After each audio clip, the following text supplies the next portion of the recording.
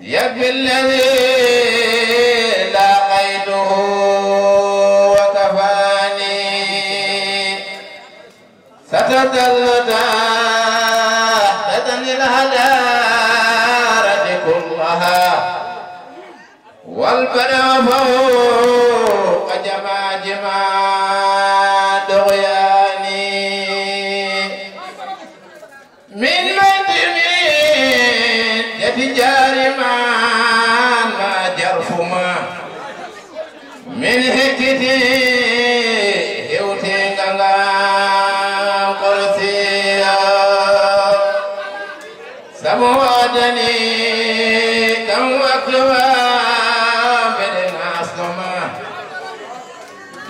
كتبنام قيما دقلي قرثيا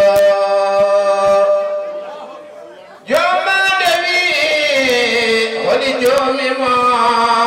دنوتدا فتال نبي فتال ما قرثيا هجم ما إن يلوم ما هاوي ما فيديو دنگم قرسيا صدور من ليك الدماء سوي كنر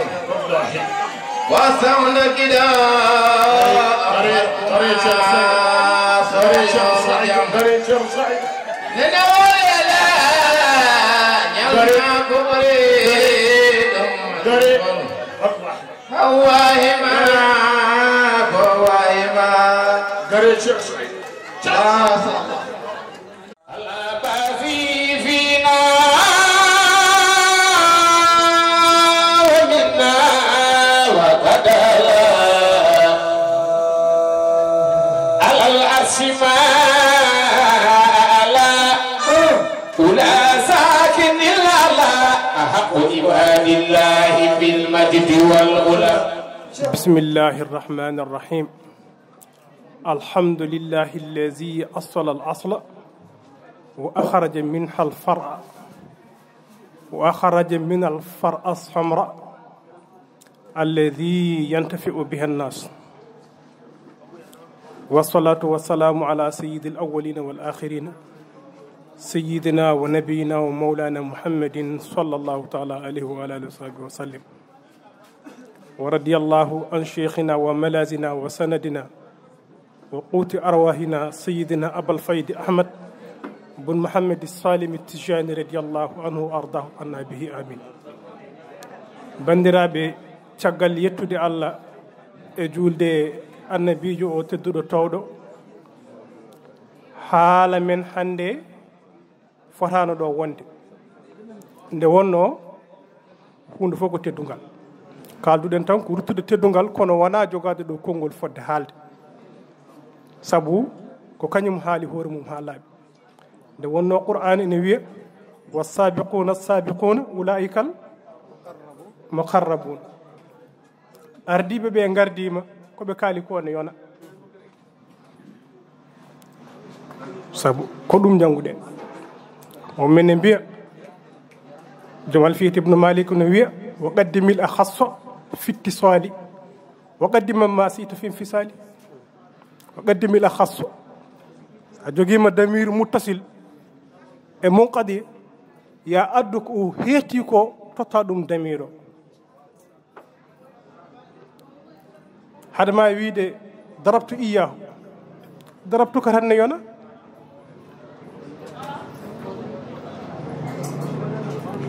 mawɓe kaali koɓe kaali ko ene laaɓi kadi ko nafoore en puɗɗima mbiɗen eɗen jetta Allah baɗɗo lasli o woni annabiji sallllahu alayhi wa sallam ko sababude lasli o joƴƴinen ɗo enen pop en mbi wa akhraja al asla min hal fara o yaltine lasli he faru woni cate hollen woni Seydi Cheikh Tidiane radiyallahu anhu o yaltine cate he ɓesnoje holɓen ɓesnojo woni warisi Cheikh Tidiane radiallahu anhu woni seeremɓe men e jinnaɓe men e waleɓe Allah heddiɓe ɓe ko adi foof eɗen duwono mawɗo keddiɗo ɗo o yo Allah junno balɗe makko moƴƴina battane ɗe wonde min meeɗi haaldude ñalawma goto o wi oɗo alhaali nde fuɗɗoto ko ɓiɓɓe makko e baaɗi ko en jooɗi puɗɗi ñalawma o yaltini dammowol o fawi hen o wi so tawi ko Allah yen jaltin ɗum boowal so tawi wona Allah noon yaltata galle o mi sikku anduɓe ɗum ene ɗo henna ko noon mawɗo o winomi kadi seedeji mum ene gooti Abou Sar en tawa min kanko wimi noon hono makko no fuɗam o wimi Ndongo mbimomi naam o wi ɗum ɗo nde fuɗɗoto ko min addi dammowol waɗi hen mbimi so tawi ko Allah yoɓe jaltin ɗum boowal so wona Allah yo haɗɗo no foti duuɓi faade hannde ene waɗa mi sikku so wonano Allah yettoyta ko ɗo henna yo Allah hokku en noon wondude e maɓɓe kamɓe mawɓe gandemɓe aɗa andi gueɗe ene gooti aɗa wonda e neɗɗo tawa anda hol kañum yaha ha yaruma fuɗɗo andede caggal mum seɗen ƴeewa yimɓe tato ene leydi meɗen ɓe dañi yiɓɓe tigi tigi ko nde ɓe jalti aduna hande ko yiɗi ceerno Seydou Nourou Tall hande sa seeki ɓerɗe yimɓe ɓe a wawa gaynude ko yiɗi ceerno Seydou Nourou Tall te nde o wuuri wayano noon sa ƴeewi hande neɗɗo ne yiɗa Babacar Sy Serigne Babacar Sy so wiyama hol Serigne Babacar Sy anda ko heewi yiɗɓe hande o hewrano noon yiɗɓe gurdam makko Serigne Fadilou Mbacké mo Touba ara nana hande neɗɗo ne wima min comme talibé Serigne Fallou comme talibé Serigne Fallou taw anda ni Serigne Fallou to woni enen noon yo Allah hokku en wuurdude e mawɓe men ɓeeɗo e heddiɓe ɓe gandemɓe nde wonno seɗen ƴeewa enen wona hay nelaɗo Allah sallllahu taala alayhi wa sallam wuurdunaɓe makko ɓe won anduɓemo kono woni hen humpaɓe hol kanko woni hen humpaɓe holi gonɗo annabijo sallllahu alayhi wa sallam nde wonno andiddemo weeɓani ko Allah tan andi mo Allah tan andi holi nelaɗo Allah sallllahu taala alayhi wa sallam kalaten ɗo ko Leylatoul Qadiri Leylatoul Qadiri ardi ko saabu nelaɗo Allah sallllahu alayhi wa sallam so nelaɗo sallah sallam arani hol jiltol Leylatoul Qadiri Leylatoul Qadiri wona wiya ko ñande jamma o ene jeeya e ɓuure jamma o ma Allah addu maleyka jogo drapeau l'islam dow daro e suudu Kaaba Allah adda maleyka goɗɗo jogo drapeau l'islam daro rawdane nelaɗo Allah sallllahu alayhi wa sallam Allah adda maleyka goɗɗo jogoto drapeau daro baytul miqdas daro baytul miqdas ɗo Falasɗine Allah rendina dendagal maleykaji e jamma he ene duwo dendagal tagore Allah nde yo Allah yaafoɓe bakkutuji mabɓe ɗum tago wi salamun hiya hatta matsalil fajiri kisal wona e jamma he ha fajiri feera ngal kisal noon ene dañe e jamma Leylatoul Qadiri Leylatoul Qadiri wiya ko tanazzalul malaikatu wona ko malaikaji ne jippo e jamma he on jejjitino Qur'an Allah wino inna alladhina qalu rabbuna Allah thumma istaqamu tanazzalu alayhimul malaikatu dariɓe goniri Allah gonani Allah gurni sunna Allah mbala wurtinde jamma Allah wi ɓe malaikaji ko jipporo e munen tan kala jamma ɗum noon mawɓe men ɓeeɗo yo Allah heddamɓe en ko juuti naftore ɗemɓe nde wonno gorko goto woodino e zamanu annabi sallllahu alayhi wa sallam o wiyete ko Uways ibnul Amir al-Qarni o jeeya ko nokku ne wiye Yaman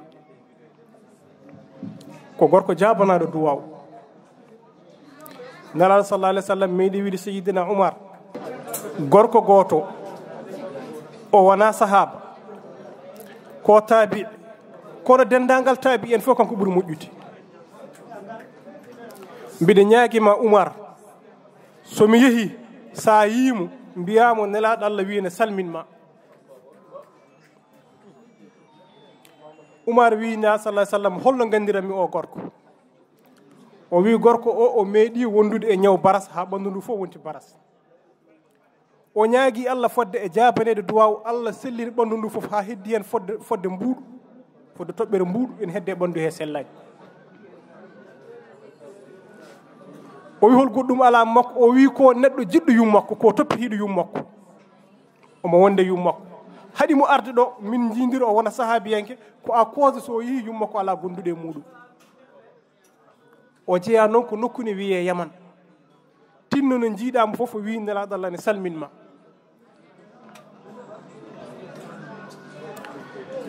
Allah waɗi nelaɗo Allah sallallahu alaihi wasallam yalti aduna e khilafa Aboubacry ɓe jiilimo haɓe tampi ɓe jiyanimo. E khilafa Sayyidi Umar nde Umar ari jooɗi e khilafa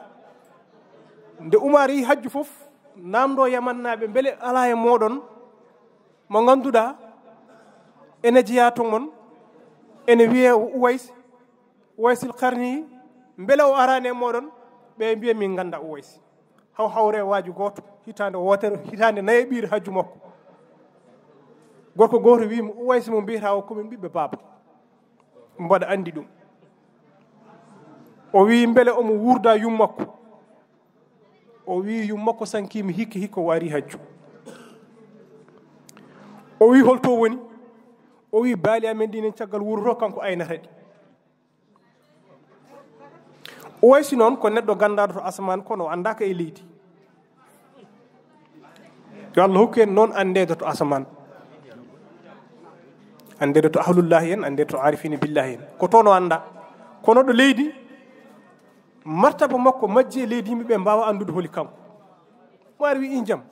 neɗɗo poɗɗo dani nela sallallahu alaihi wasallam yamiru so min ji on yomin dokku ɗum salminanko yomin jettin salminanko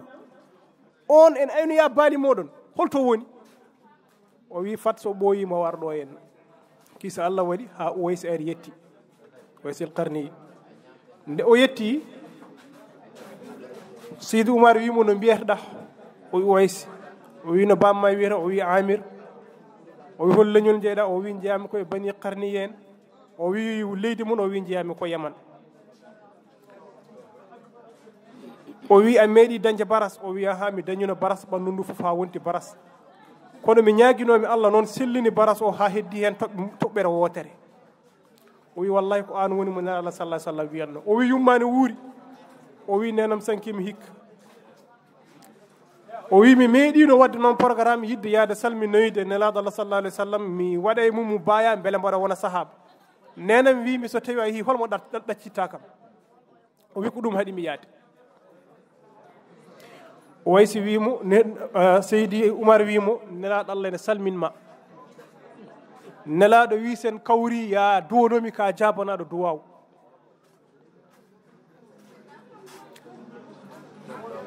O duwni Seydi Umar. Umar wone haalde nelaɗo Allah sallallahu alaihi wasallam haali nelaɗo sallallahu alaihi wasallam o wi Umar ma araftu min annabiyya illa dhillahu.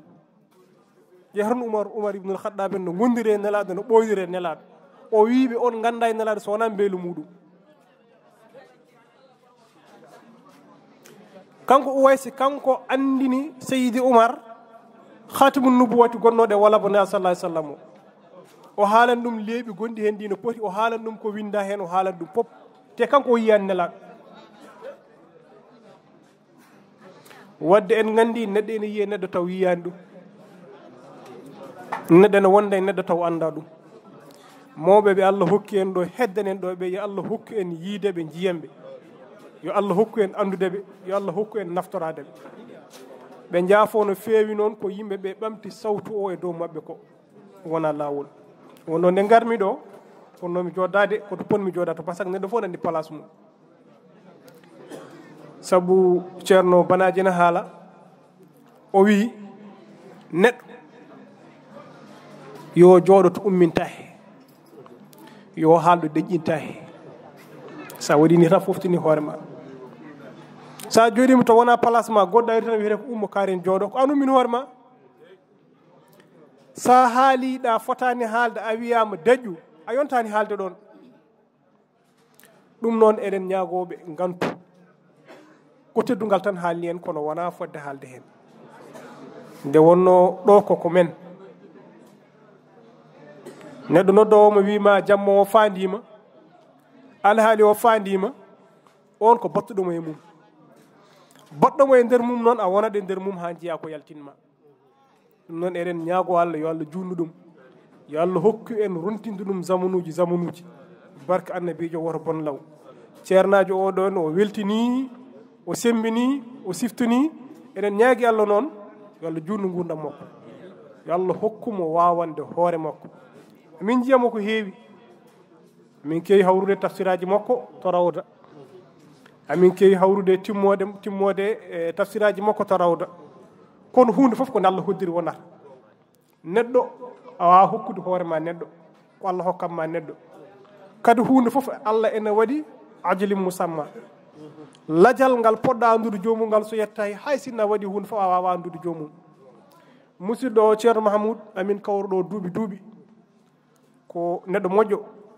kala nde o ari omo weltina julɓe ɓe min kam hande ɗo yaltirɗo wona ɗon jinnomo o yaltira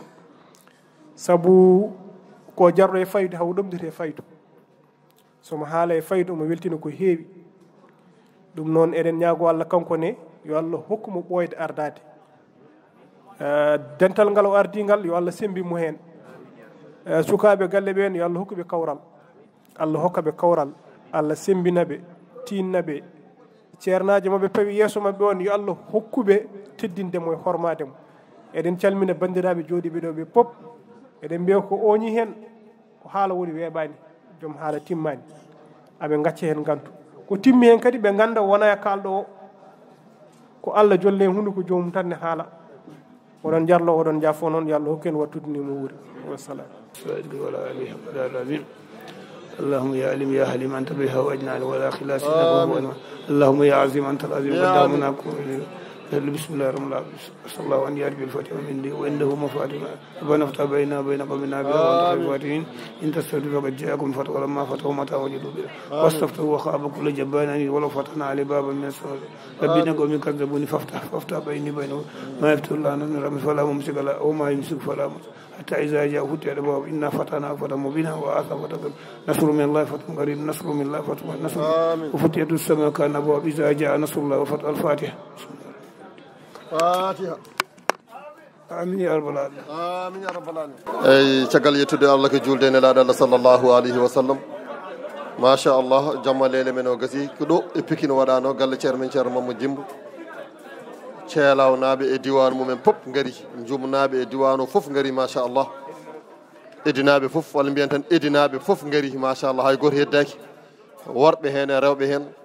eɗen ɗo noon darde musidɗo men guiɗo men ceerno men ceerno Seydou Nour Ba afo ceerno Mamadou Djimbo gorko machallah ene wonde guiɗo mum sehil mum ceerno Mamadou Wat one kaalowo ko ceerno Souleymane Ly gorko mo Mboyo min beltima aduna o fof weltima yimɓe fof beltima sernaɓe kaali almuɓeɓe jimi haydara heddaki so wona yimɓeɓe beltima machallah bisimilla ceerno Seydou alhamdulillahi rabbil alamin en jetti Allah en juulene laaɗo sallllahu alayhi wa sallam ɓerɗe men ɓuuɓi ha no feewi kadi kala ko ñaguini ɗen Allah waɗini en ɗum en jetti kadi arɓe notade e Leylatoul Qadiri o eɗen ñaago Allah ya allahu yommoƴƴere ya allahu kadi teddinɓe kadi en beltima e mawni men o hande ɓerɗe men fof kecciɗi eɗen ñaago Allah ya allahu junnu balɗe ɗe so eɗen jiyamo eɗen jogo cuusal o weltini o fewndi o yonni wonno kanko jeeyi ko ni jinnaɓe amen ɓe mbaduno hande minen fof amin caggal Allah e caggal makko ɗum noon amin belti amin ñagonomo cellal timmugal e balɗe juɗɗe e jarugol yeeso inchallah kadi en beltanima mawni men hono Abou Sar nana hande kanko woni afo galle o ɗum noon min beltanima kadi almudagal ngal yooɗi feewi kala ko yooɗi ko Allah yonni kala ko feewi ko Allah fewndi ɗum noon en jetti Allah fewndi yonni